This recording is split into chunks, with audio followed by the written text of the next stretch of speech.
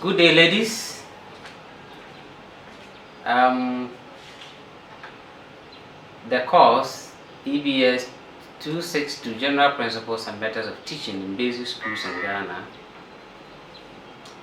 Emma and myself have been tasked to teach you, and she has already started.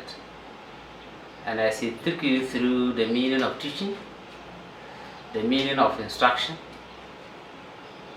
principles of teaching, where she mentioned that we have a facilitative and that of a child-centered education. So, and she said with the child-centered education, all the learning content and materials and ideas and experiences should be centered on the child. You should allow the child to interact with the materials in the environment. You give the child the freedom to explore and to come out with solutions to problems. So today I'm also going to take you through Unit 2, and then the Unit 2 we'll be looking at people or learner or student-centered methods of teaching.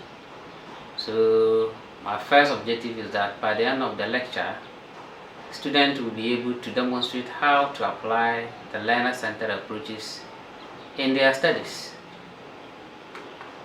Alright, so when you look at the picture, the learner-centered method, we are looking at what is it, what is the meaning of that. So when you look at this picture, you see a facilitator, there are students, they are interacting. So it is a process whereby the teaching and learning is mainly focused on the learner. The learner explores the environment, the learner finds out what is happening and comes out with solutions to what problems. So you, the teacher, you serve as what we call a facilitator. You are to guide, you are to direct, you are to coach. Your ability to bring to bear what the findings of the learner and share with your experiences is what we call the learner-centered method. And you know, in the 21st century, the meaning of teaching is simply the creation and sharing of knowledge. So you need to share, you need to create the knowledge and share that same knowledge with the learner. So this is not a situation whereby the teacher is the repository of wisdom. The teacher only comes and gives you what he or she has, but for all of you, the teacher and the learner, you sit together, you create the knowledge, and then share that same knowledge together.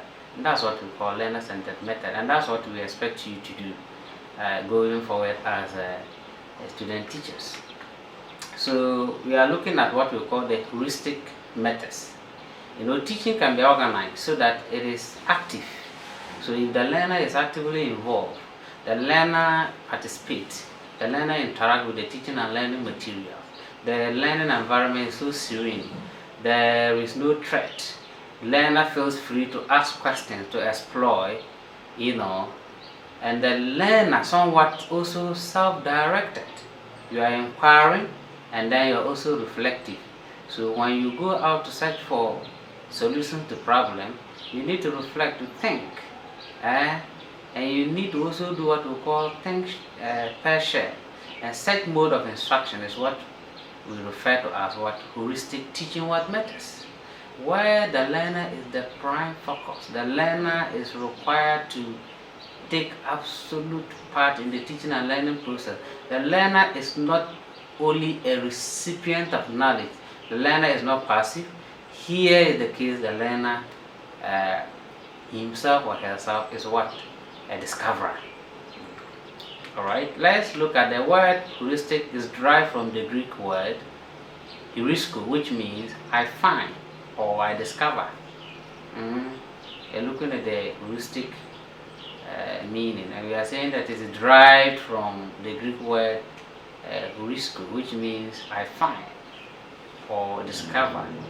So I find simply means that you're giving the task to the learner goes out with a predetermined questionnaires or questions in mind, and the learner finds out what is happening, and then to be able to find out and find solution to the problem.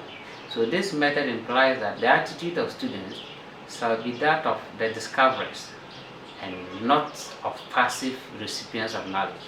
So the focus here is that we are making learners to become independent thinkers.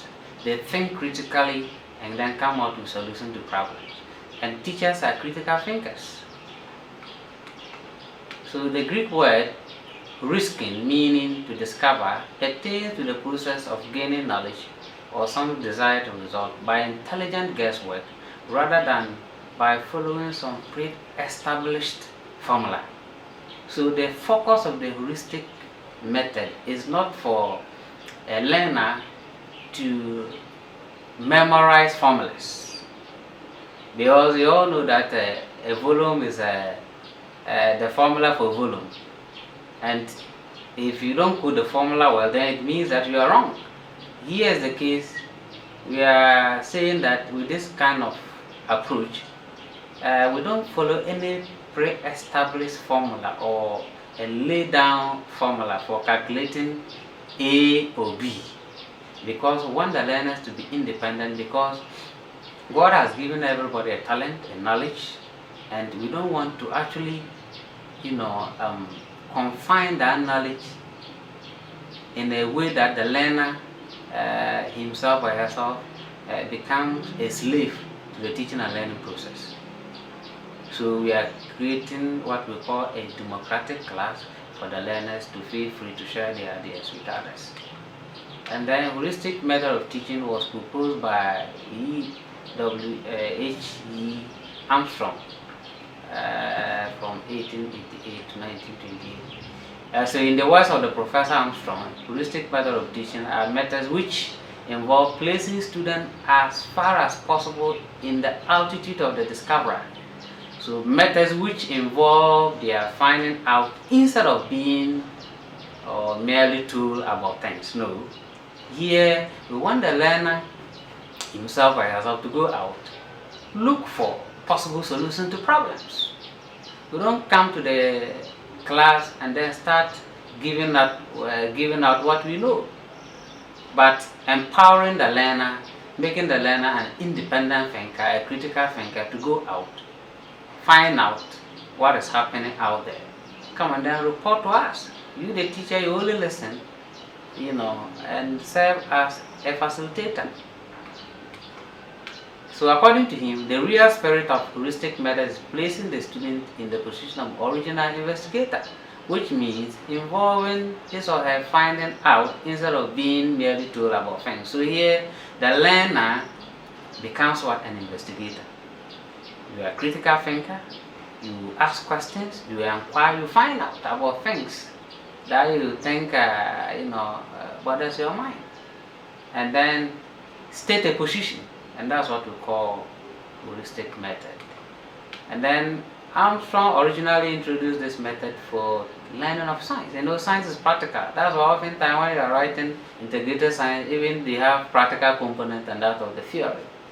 So, and that makes it so practical. Through this method, the pupils are made to learn. So this method of teaching is of a very recent origin. First, it was used in science, and its success led it to be adopted in the teaching of all subjects in the school curriculum. So initially, he introduced it to the sciences because of the practical nature of their course, and they decided that no, once it is successful in teaching science, then it can also be applied in teaching all subjects. And in this section, we will address some modes that are designated as heuristic approaches. These are discovery, inquiry, simulation, games, and methods of instruction. So the discovery, the inquiry, the simulation, and games, they are all under the heuristic approaches. So they are one of them. They are all under it. So if they are asked to explain any three heuristic approaches, you can take discovery, inquiry, or simulation. Alright. So confusion often is expressed when the discovery and the inquiry methods are discussed. So let's look at the differences. Some educators use the terms interchangeably, whereas others feel they represent subcategories of each other. So for the purposes of this text, this course, we will consider discovery and inquiry methods as unique yet somewhat related techniques.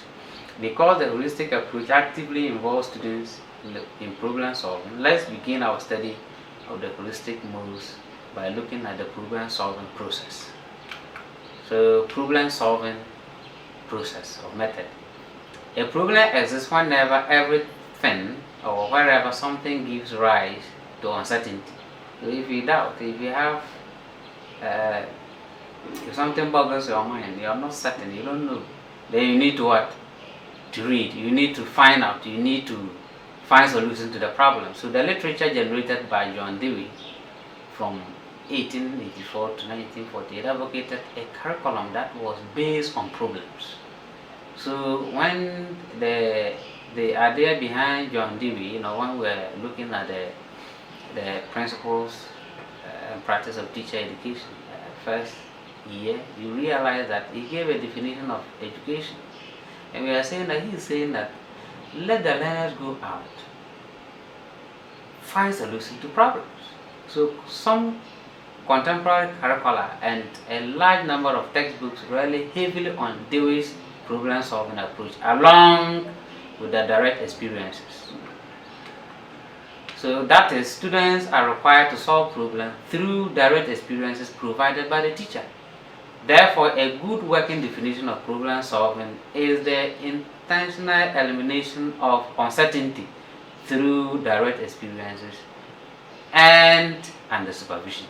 So because learners have some form of experience, they are not naive, they have prior experience, you need to coach them, you need to direct them as what to do in order to be able to find out solution to problems.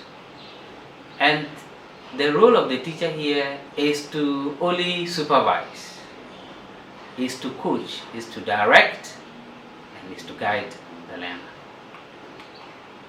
Because preparing students for solving everyday problems is an important function of schools, curricular specialists who advocate a problem-solving instructional approach suggest that schools should develop traits or behavior that enable individuals to be effective problem solvers. So we are saying that the essence of teaching and learning is to make the learner an independent thinker, a researcher, a critical thinker, and that student or child should be able to think critically, solve problems within the community and the communities beyond. Is that the essence of education? So if you are not able to solve problems bordering as personal hygiene, environmental hygiene, in the era of COVID, you are not able to solve basic problems that can bring good health to your family members and you yourself, that means you are a failure. The essence of the learner-centered or problem solving is to find solutions to problems. Furthermore, the experiences provided by the school should articulate the content and the processes needed for producing successful problem solvers. So the content here, we are talking about the subject matter, what the learner needs to acquire, what the experiences the learner needs to acquire. And the experiences are varied, and your experience may be different from A, and the essence of it is to create a community of a democratic society where you can freely share your experiences with your colleagues under the guidance and the direction of the facilitator. So problem solving actively involves students in their own learning, and the amount of decision making performed by students, however, can be classified according to 3 levels of involvement. So we are looking at the levels of involvement if you are to solve problems. They are saying that we have a level 1 problem and level 2 problem. So as depicted in the table elsewhere, we will look at it. We have level 1 is a traditional teacher directed method. in which the problem as well as the processes and the procedures leading to an intended conclusion is provided for students. So here, the first level in which a learner can find solutions to problem is what we call traditional teacher directed. So the teacher will come out with a problem. Probably there is a teenage pregnancy in one of the communities, and the teacher will require that the learner go out, interview parents, interview the community members about the problem. So it means that the teacher provided that guidelines for the learner. Then this level of problem solving can also be referred to as guided problem solving, because we are going with a pre-established questionnaire, some questions that have already been prepared by you and the teacher, so that when you go, you'll be able to ask basic questions pertaining to what? Pertaining to the subject and the discussion. So we have level 1, problem solving is highly manageable and predictable. And it is probably the best for students without the ability to engage in higher mental operations, and best for teaching basic concepts. So we are saying that this one is the best because once you are being guided, you have a questionnaire, we have a checklist of issues you need to ask or issues you need to find out. It is often very, very, very manageable. The learner can easily overcome the hurdles he or she will encounter. And then we also have level 2 programs that are usually defined by the teacher or the textbook. Sometimes you can also find a solution, a problem in the textbook that needs answers. So here, whereas the processes for solving the problems are left for students to develop, under this one, probably the learners come across a scenario, a case study that they need to work in order to come out with a solution to the problem. It will be found in a textbook, it will be found in a magazine for the learner to come out with a solution to the problem. So level 2 problem solving gives the learners the opportunity, often for the first time, to find out something by themselves through their own independent skills. And that's why we are saying that the essence of this course is to make you an independent learner, a critical thinker, a researcher, so that any time you are confronted with problems, you'll be able to find solutions to them. So level 3 represents almost total self-direction. Students generate the problems and then design ways of solving these problems. This level is often referred to as open problem solving. So once you're able to master level 1 and 2, now anytime you're confronted with any challenge without the teacher interference or guidance, you can also independently search for solutions to problems. That's what we call self-direction. Ideally, you should have students, independently identify some of their class problems and the procedures for solving them. So students identified national problem, for example, an excellent source of issues for supplemental inclusion in the social studies, civics, or government. So it can be any course, can be integrated science, can be natural science, can be anything, and the learners may identify in the classroom, and of which they can actually find solutions to them. For example, environmental pollution, or water pollution, is a common phenomenon in Ghana and in our communities. And all these are problems that the learners can identify, can be found in science, can be found in either social studies or any subject. Alright. However, care should be taken in normal an amount of independence given students. Some students will be unable to benefit from such freedom. Therefore, it should be delayed until a later date. Usually, when you give students that kind of freedom, they will abuse it. So it needs to be guided with some basic rules and regulations to govern their conduct. Let's look at the problems. We are looking at first problem identification, problem solving skills. They are about 1, 2, 3 or so. Let's look at them. We have problem identification. How do we identify the problem? Here, problem identification under level 1, it is often generated by a teacher or a textbook. A teacher can come out with a problem, or the problem can be found in a textbook. Level 2 can also be generated by the teacher or the textbook, and the level 3 generated by students themselves. But at this stage, you are now an independent learner, a critical thinker who can search for solution to problem. Then processes for solving problem. We have decided by the teacher. It can also be decided by a textbook, decided by student under the level 2, and then level 3 also decided by students. Students can come together and say, we are going to embark on ABC, look at the causes of water pollution in our community. Establishment of tentative solution to problems. So it can also be determined by student, determined by student. Under this stage, students now become independent thinkers. They think critical to solve their own problems and that of the society. Let's look at discovery learning. Discovery learning is a means by which students engage in problem solving and developing knowledge or skills. So a good working definition of discovery learning is intentional learning through supervised problem solving following the scientific method of investigation. Thus, with discovery, the learning must be planned. It must follow a laid down procedure. That's why they say it is scientific. It must be supervised by a facilitator, and it must follow the scientific method for investigation. As noted earlier, discovery method is frequently confused with inquiry, so take note of the difference. Alright, actually both discovery learning and inquiry are specific kinds of problem solving to discover, whereas discovery follows an established pattern of investigation. Inquiry has no such established pattern. Take note. While discovery follows a laid down procedure of finding out solution to problems, and that of inquiry, it has no such laid down procedure. Take note. Discovery learning follows the general scientific method for conducting an investigation, as in the table below. So let's look at the table. So discovery learning can take place at 3 levels, depending on the level of problem solving.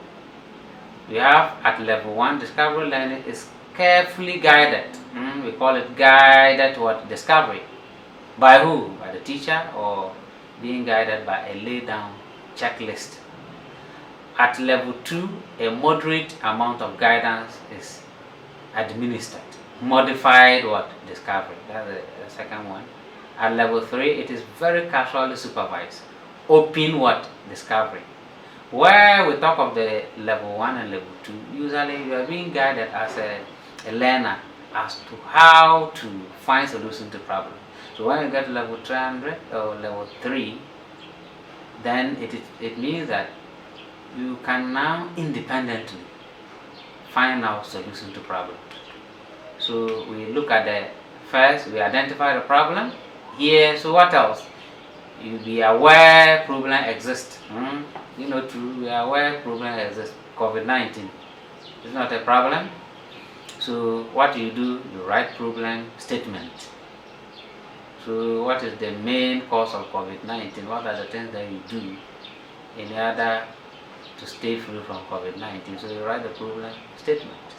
Then develop possible solutions. Then here you propose testable hypothesis, a guesswork. Okay, if I wash my hands with soap and running water, if I wear my face mask and what have you, you are proposing, you are guessing, Then we collect data, gather evidence to support the hypothesis or the guesswork, and then conduct experiment.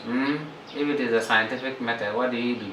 Are we going to go to a library, the laboratory to conduct experiment?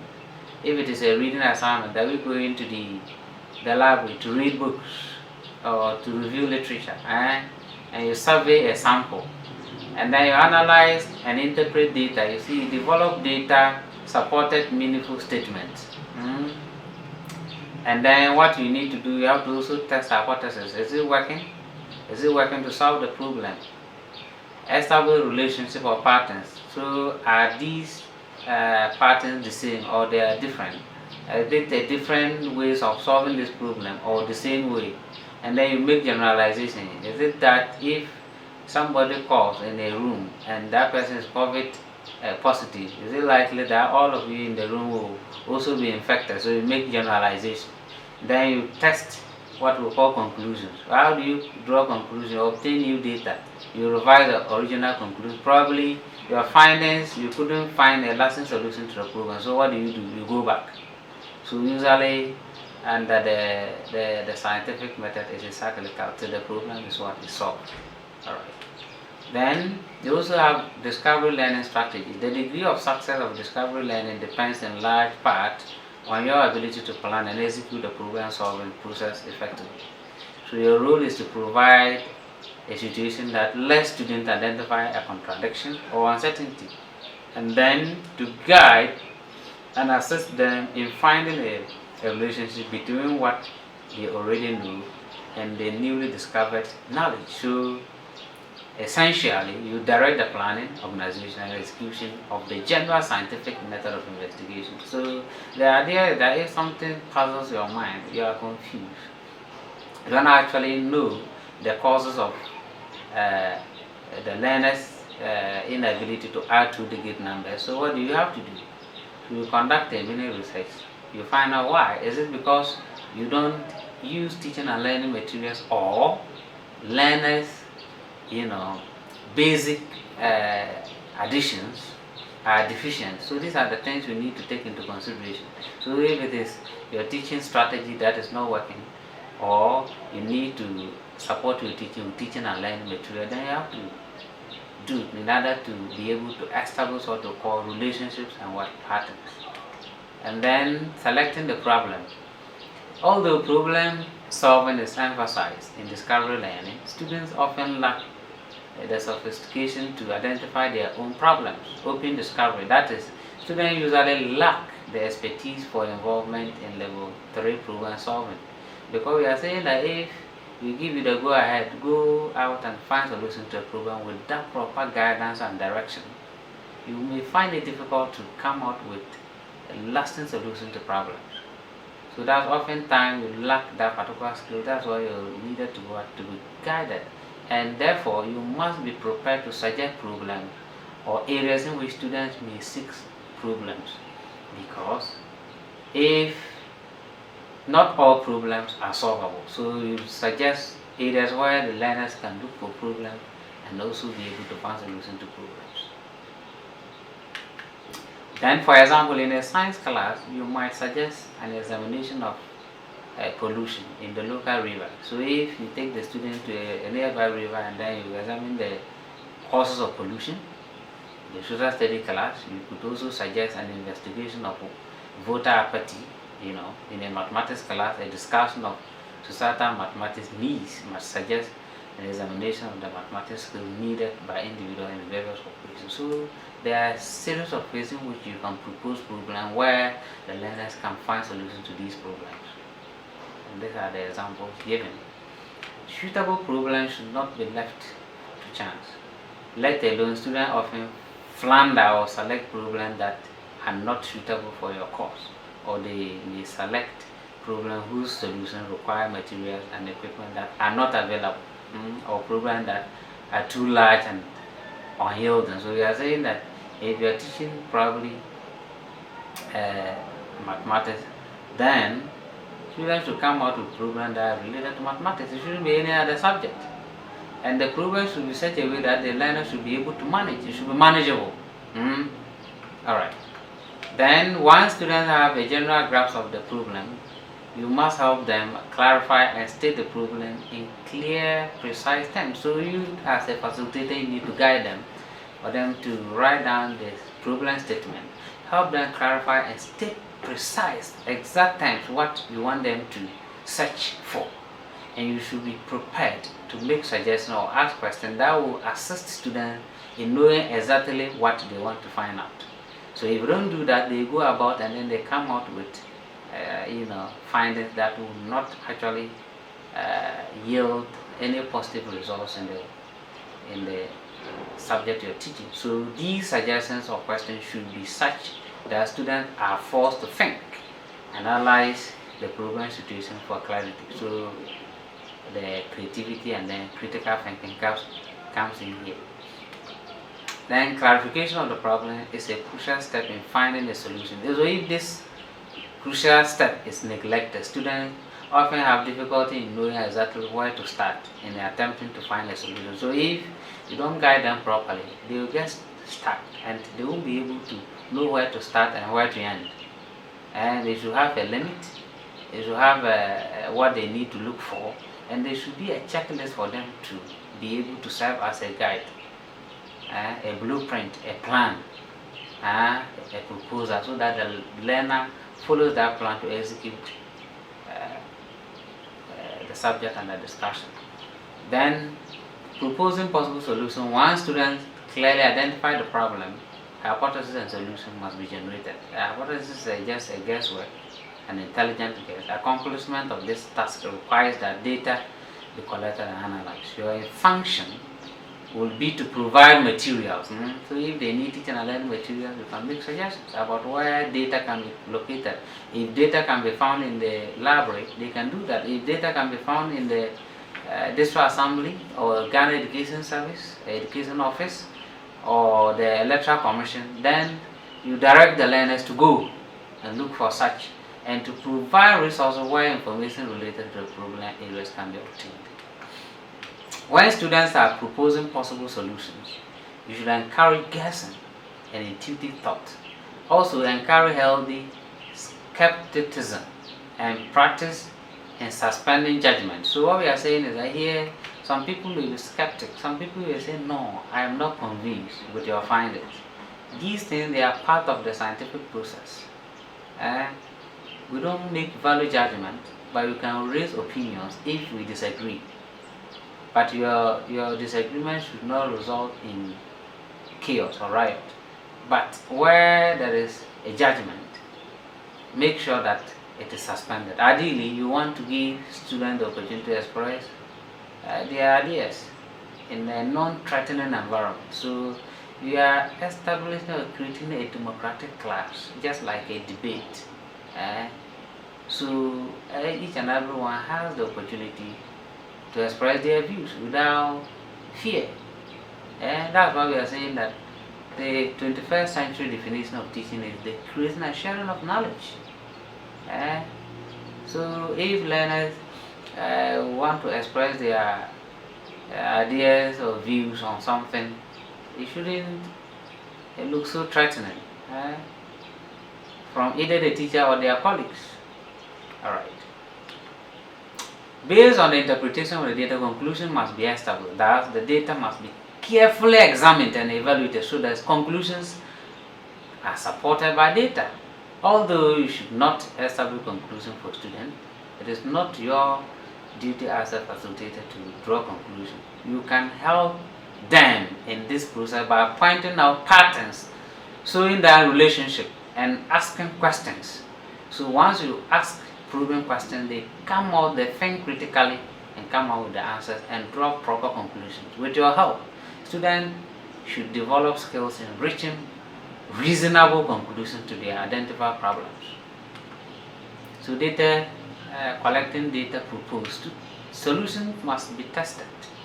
That is, each of the generated hypotheses must be checked for validity.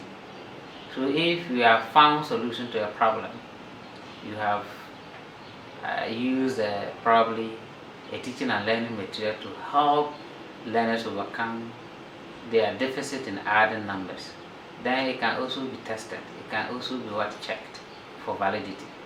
So data collection sometimes requires that experiment be set up and carried out. So if you are dealing with a practical course like integrated science, natural science, at other times surveys must be conducted. Students often need guidance and assistance with their data collection tools and techniques. And the data collection tools here, we are talking about how do you help learners, collect data. What are the tools are they going to use? Are they going to use questionnaire? Are they going to use interview? Are they going to observe?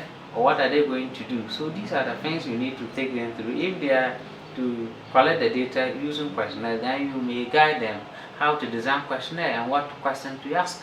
If there's interview, there should be what we call interview guide, and for them to serve as a blueprint for them to be able to, ask the necessary question that will yield positive result in solving the problem. So experiment must yield results, and surveys must provide usable data, which often calls for planning and the development of appropriate instrumentation. So students may need your assistance as a teacher or facilitator. Anytime at all, you need to be there to help them in the planning and then instrumentation. Alright, data analyzed and interpreted. So once data is collected, data must be analyzed and interpreted. So for example, if you realize that having employed what we call the teaching and learning material in helping learners to add two-digit numbers, then you then say that when you first applied the teaching and learning material in the teaching and learning process, about 3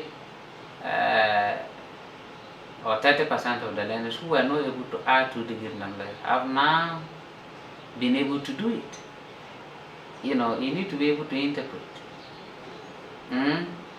And the validity of hypothesis must be judged against these criteria. You might need to guide students in making such judgment and in determining their validity.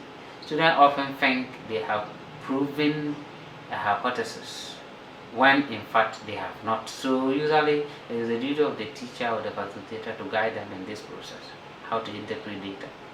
So 30% who were not able to add after the intervention, after using the teaching and learning material, now they can add.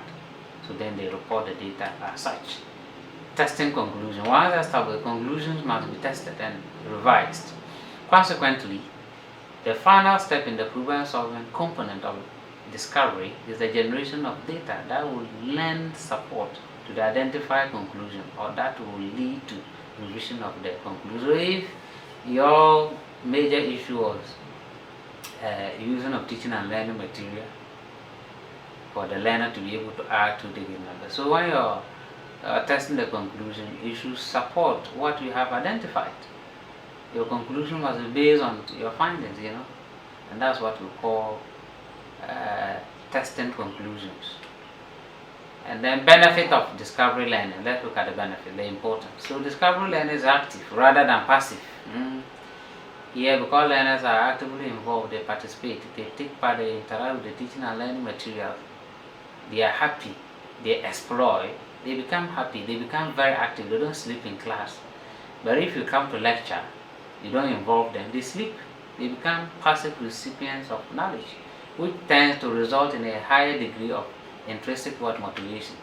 With verbal teaching methods, motivation comes only from your comment, following class contribution, following correctly answered questions, or from grade received on assignment. Let's look at another important. In discovery learning, motivation comes from the activity itself and the excitement of what we call direct involvement. This activity and excitement have the added advantage of increased learning and better retention. So if I participate, if I take part, then I become so happy. It becomes so important. Because students tend to learn more and retain information longer when they are actively involved in the teaching and learning process. If they do it, if they practice it with their own hands, they've seen it with their own eyes, they've interacted with the material, they feel better, they become so happy, and they're able to retain information for a long period of time. So discovery learning also fosters the development of positive social skills. When we talk of positive social skills, what it means is that they are able to learn together cooperatively, they share ideas, as they share ideas, they even pick friends alongside, because they're able to work together as team, and they are non-teammate. In that process, they're able to communicate effectively with their friends and then or their colleagues. And they must also develop skills in planning, following established procedures, and working together towards the successful completion of a common task. So when you give them a project or assignment, they will plan together, they will work together, they follow the procedure, and they know that at this particular time we are coming together as one and to be able to finish the task on time. Then limitations of discovery learning. Here let's look at the disadvantage. The greatest limitation associated with discovery learning probably is the demand it places on you and your students. If you don't plan well, if you don't have enough time and resources at your disposal, you will not be able to achieve your aims, because discovery learning is a cooperative process rather than a competitive one. And it calls for an adjustment by student and teacher alike. So to the very nature of discovery. So what we are saying is that we want everybody to have a better understanding of the concept and the discussion. We are not looking for those who will emerge first or last. No. The learners need to work together as colleagues, and every single learner must also have that kind of experience or have experienced that before. Because we don't want a situation whereby we create unhealthy competition. No. The idea of discovery learning is to bring about what we call cooperative learning. And with the lack of competition, there is little feedback as to how well students are doing and how much learning is taking place. So this lack of feedback often leads uncertainty for you and for the students. So these are the few limitations. And the discovery learning can also be an inefficient system for covering large amounts of material. So assuming you have about 10 topics to handle a term of 16 weeks, and then you are to employ what we call the discovery learning. At the end of the day, at the end of the term, if you are not careful, you will not even be able to cover even half of the topics under discussion. So this is a major concern to teachers who feel they are expected to cover all the materials in the textbook. And it is not our making, it's the making of the curriculum developers, and they expect that in a particular term you need to cover a particular number of topics before you can move to another term.